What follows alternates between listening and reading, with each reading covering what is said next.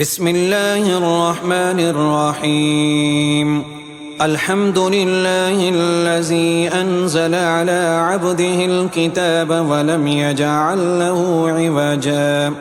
قيما لينذر بأسا شديدا من لدنه ويبشر المؤمنين الذين يعملون الصالحات أن لهم أجرا حسنا ماكثين فيه أبدا وينذر الذين قالوا اتخذ الله ولدا ما لهم به من علم ولا لآبائهم كبرت كلمة تخرج من أفواههم إن يقولون إلا كذبا فلعلك باخع نفسك على آثارهم إن لم يؤمنوا بهذا الحديث أسفا. إنا جعلنا ما على الأرض زينة لها لنبلوهم أيهم أحسن عملا وإنا لجاعلون ما عليها سعيدا جرزا. أم حسبت أن أصحاب الكهف والرقيم كانوا من آياتنا عجبا إذ أوى الفتية إلى الكهف فقالوا ربنا آتنا من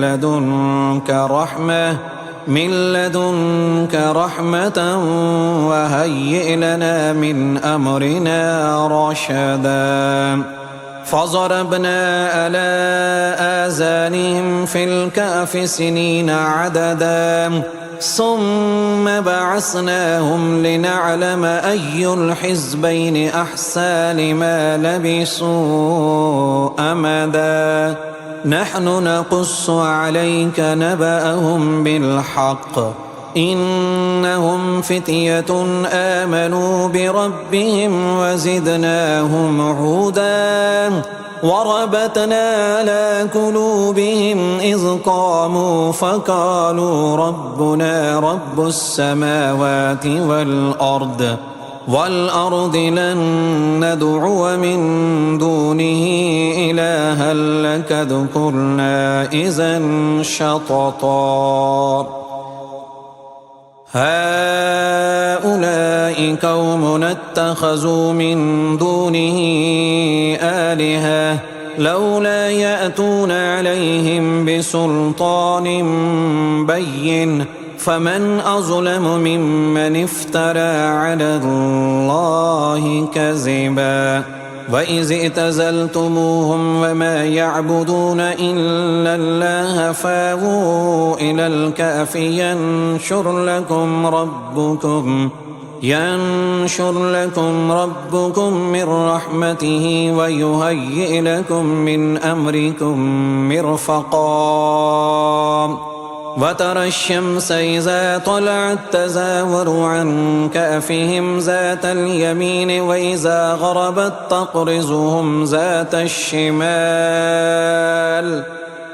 الشمال وهم في فجوة منه ذلك من آيات الله. من يهد الله فهو المهتد ومن يضلل فلن تجد له وليا مرشدا. وتحسبهم أيقاظا وهم رقود ونقلبهم ذات اليمين وذات الشمال وكلبهم باسط ذراعيه بالوصيد لو اطلعت عليهم لوليت منهم فرارا ولملئت منهم رعبا. وكذلك بعثناهم ليتساءلوا بينهم قال قائل منهم كم لبثتم قالوا لبثنا يوما أو بعد يوم قالوا ربكم أعلم بما لبثتم فابعثوا أحدكم بورقكم هذه إلى المدينة فلينظر أيها أزكى طعاما فليأتكم برزق منه وليتلطف ولا يشعرن بكم أحدا إنهم إن يظهروا عليكم يرجموكم أو يعيدوكم في ملتهم ولن تفلحوا إذا أبدا وكذلك أعصرنا عليهم ليعلموا أن وعد الله حق وأن الساعة لا ريب فيها إذ يتنازعون بينهم أمرهم فقالوا بنوا عليهم بنيانا ربهم أعلم بهم قال الذين غلبوا على أمرهم لنتخذن عليهم مسجدا سيقولون ثلاثة رابعهم كلبهم ويقولون خمسة سادسهم كلبهم رجما بالغيب ويقولون سبعة وثامنهم كلبهم قل ربي أعلم بعدتهم ما يعلمهم إلا قليل فلا تمار فيهم إلا مراء ظاهرا ولا تستفت فيهم منهم أحدا ولا تقولن لشيء إني فاعل ذلك غدا إلا أن يشاء الله واذكر ربك إذا نسيت وقل عسى أن يهديني ربي لأقرب من هذا رشدا ولبثوا في كهفهم 300 سنين وازدادوا 9 قل الله أعلم بما لبثوا له غيب السماوات والأرض أبصر به وأسمع ما لهم من دونه من ولي ولا يشرك في حكمه أحدا واتل ما أوحي إليك من كتاب ربك لا مبدل لكلماته ولن تجد من دونه ملتحدا واصبر نفسك مع الذين يدعون ربهم بالغداة والعشي يريدون وجهه ولا تعد عيناك عنهم تريد زينة الحياة الدنيا ولا تطع من أغفلنا قلبه عن ذكرنا واتبع هواه وكان أمره فرطا وقل الحق من ربكم فمن شاء فليؤمن ومن شاء فليكفر إنا أعتدنا للظالمين نارا أحاط بهم سرادقها وإن يستغيثوا يغاثوا بماء كالمهل يشفي الوجوه بئس الشراب وساءت مرتفقا إن الذين آمنوا وأملوا الصالحات إنا لا نضيع أجر من أحسن عملا أولئك لهم جنات عدن تجري من تحتهم الأنهار يحلون فيها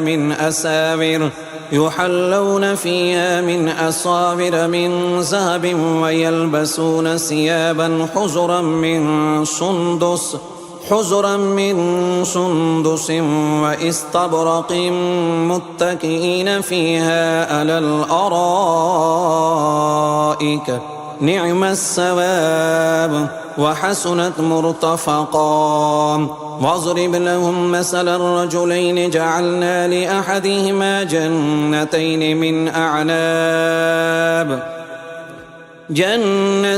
من أعناب وحففناهما بنخل وجعلنا بينهما زرعا كلتا الجنتين آتت أكلها ولم تظلم منه شيئا وفجرنا خلالهما نهرا وكان له ثمر فقال لصاحبه وهو يحاوره أنا أكثر منك مالا وأعز نفرا ودخل جنته وهو ظالم لنفسه قال ما أظن أن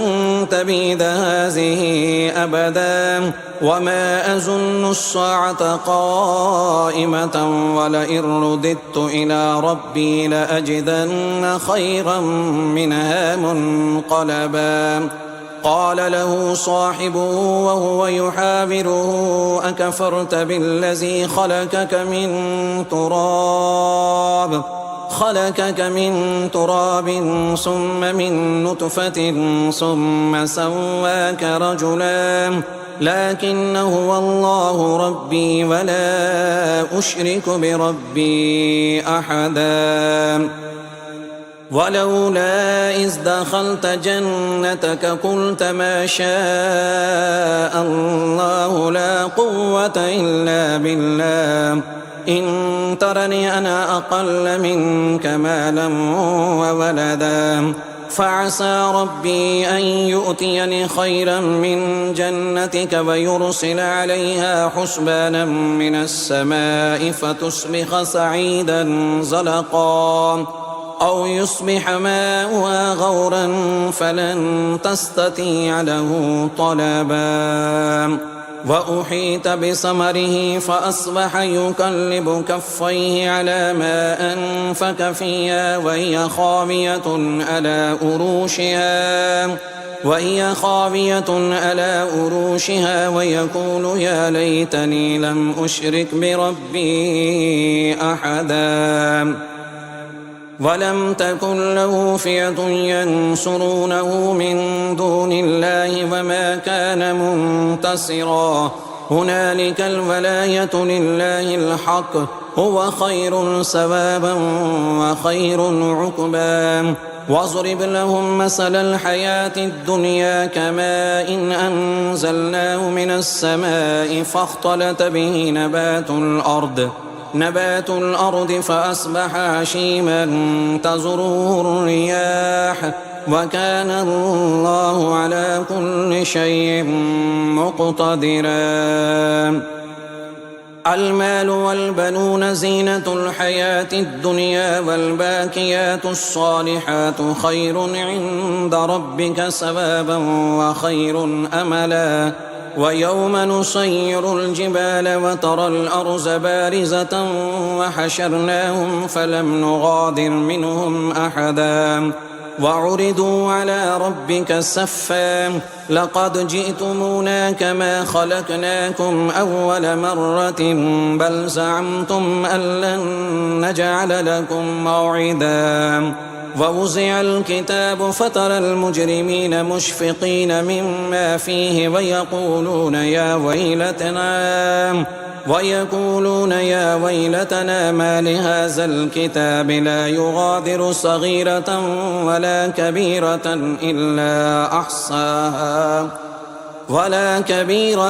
إلا أحصاها ووجدوا ما عملوا حاضرا ولا يظلم ربك أحدا وإذ قلنا للملائكة اسجدوا لآدم فسجدوا إلا إبليس كان من الجن ففسق عن أمر ربه أفتتخذونه وذريته أولياء من دوني وهم لكم عدو بئس للظالمين بدلا ما أشهدتم خلق السماوات والأرض ولا خلق أنفسهم وما كنت متخذ المضلين عضدا ويوم يقول نادوا شركائي الذين زعمتم فدعوهم فلم يستجيبوا لهم وجعلنا بينهم موبقا ورأى المجرمون النار فظنوا أنهم مواقعوها ولم يجدوا عنها مصرفا ولقد صرفنا في هذا القرآن للناس من كل مثل وكان الإنسان أكثر شيء جدلا وما منع الناس أن يؤمنوا إذ جاءهم الهدى ويستغفروا ربهم إلا أن تأتيهم سنة الأولين أو يأتيهم العذاب قبلا وما نرسل المرسلين إلا مبشرين ومنذرين ويجادل الذين كفروا بالباطل ليدحضوا به الحق واتخذوا آياتي وما أنذروا هزوا ومن أظلم ممن ذكر بآيات ربه فأعرض عنها ونسي ما قدمت يداه إنا جعلنا على قلوبهم أكنة أن يفقهوا وفي آذانهم وقرا وإن تدعهم إلى الهدى فلن يهتدوا إذا أبدا وربك الغفور ذو الرحمة لو يؤاخذهم بما كسبوا لعجل لهم العذاب بل لهم موعد لن يجدوا من دونه موئلا وتلك القرى أهلكناهم لما ظلموا وجعلنا لمهلكهم موعدا وإذ قال موسى لفتاه لا أبرح حتى أبلغ مجمع البحرين أو أمضي حقبا فلما بلغا مجمع بينهما نسيا حوتهما فاتخذ سبيله في البحر سربا فلما جاوزا قال لفتاه آتنا غداءنا لقد لقينا من سفرنا هذا نصبا قال أرأيت إذا أوينا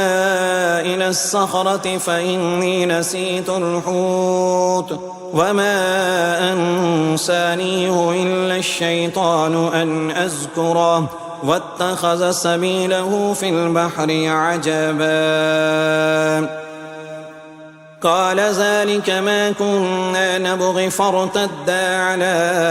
آثارهما قصصا فوجدا عبدا من عبادنا آتيناه رحمة من عندنا وعلمناه من لدنا علما قال له موسى هل أتبعك على أن تعلمني مما علمت رشدا قال إنك لن تستطيع معي صبرا وكيف تصبر على ما لم تحط به خبرا قال ستجدني إن شاء الله صابرا ولا أعصي لك أمرا قال فإن اتبعتني فلا تسألني عن شيء حتى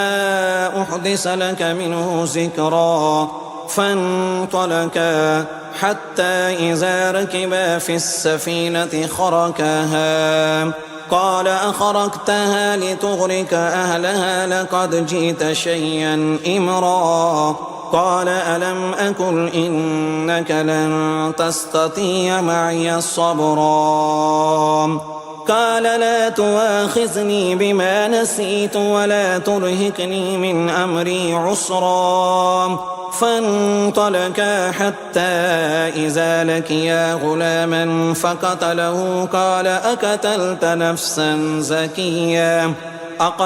نفسا زكية بغير نفس لقد جئت شيئا نكرا قال ألم أقل لك إنك لن تستطيع معي صبرا قال إن سألتك عن شيء بعدها فلا تصاحبني قد بلغت من لدني عذرا فانطلقا حتى إذا أتيا أهل قرية استطعما أهلها فأبوا أن يزيفوهما فوجدا فيها جدارا يريد أن ينقض فأقاما قال لو شئت لاتخذت عليه أجرا قال هذا فراق بيني وبينك سأنبئك بتأويل ما لم تستطع عليه صبرا أما السفينة فكانت لمساكين يعملون في البحر فأردت أن أعيبها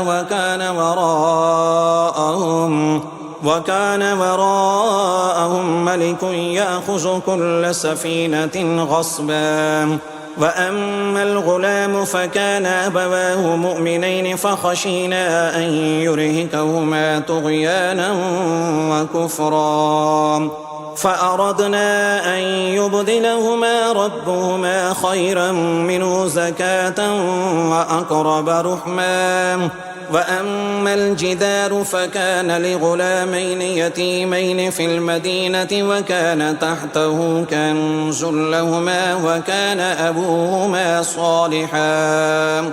فأراد ربك أن يبلغا أشدهما ويستخرجا كنزهما رحمة من ربك وما فعلته عن أمري ذلك تأويل ما لم تسطع عليه صبرا ويسألونك عن ذي القرنين قل سأتلو عليكم منه ذكرا إنا مكنا له في الأرض وآتيناه من كل شيء سببا حتى إذا بلغ مغرب الشمس وجدها تغرب في عين حمية ووجد عندها قوما قلنا يا ذا القرنين إما أن تعذب وإما أن تتخذ فيهم حسنا قال أما من ظلم فسوف نعذبه ثم يرد إلى ربه فيعذبه عذابا نكرا وأما من آمن وعمل صالحا فله جزاء الحسنى وسنقول له من أمرنا يسرا ثم أتبع السببا حتى إذا بلغ مطلع الشمس وجدها تطلع على قوم لم نجعل لهم من دونها سترا كذلك وقد أحطنا بما لديه خبرا ثم أتبع سببا حتى إذا بلغ بين الصدين وجد من دونهما قوما لا يكادون يفقهون قولا قالوا يا ذا القرنين إن يأجوج ومأجوج مفسدون في الأرض فهل نجعل لك خرجا على أن تجعل بيننا وبينهم سدا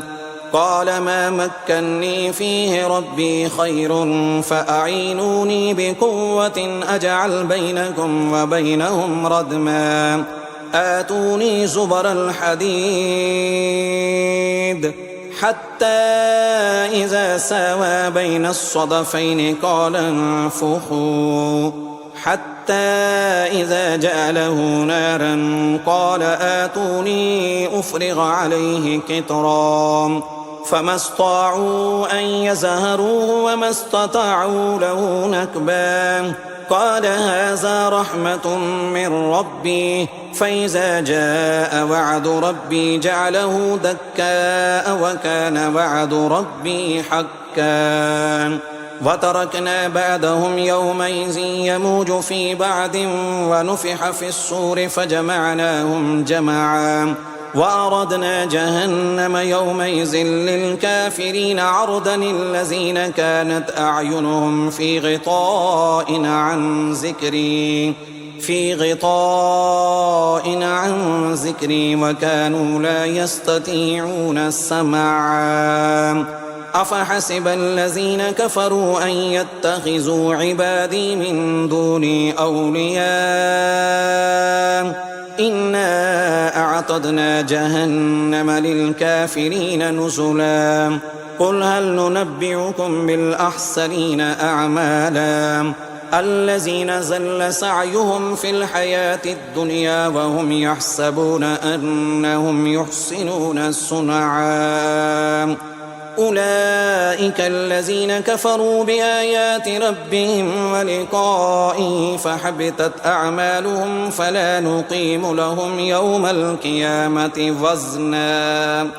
ذلك جزاؤهم جهنم بما كفروا واتخذوا آياتي ورسلي هزوا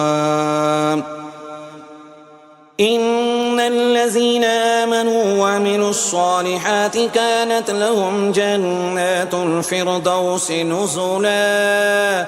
خالدين فيها لا يبغون عنها حولا قل لو كان البحر مدادا لكلمات ربي لنفد البحر قبل أن تنفد